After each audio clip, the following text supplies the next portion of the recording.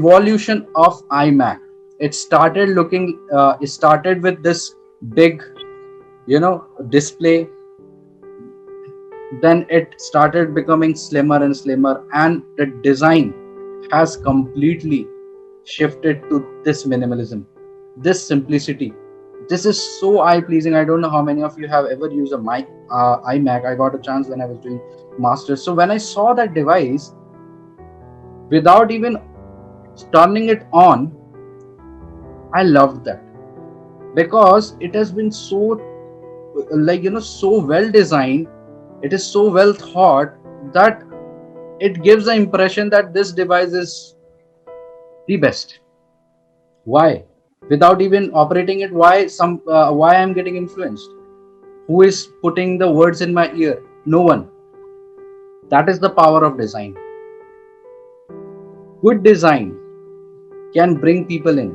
Now, this is aesthetic, this is appearance. Then come the user's experience. When you actually use the product, then you make a complete experience for a user.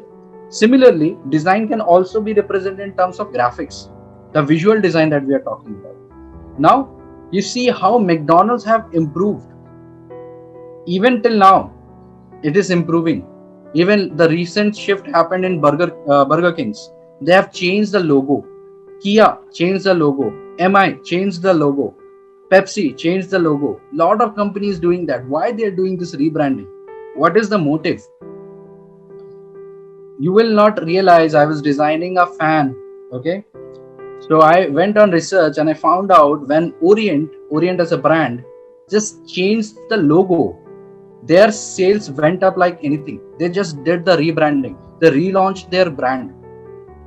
That design thinking, they get into the head of the customer that these people are millennials or the young age people. They will like this kind of brand, young brand.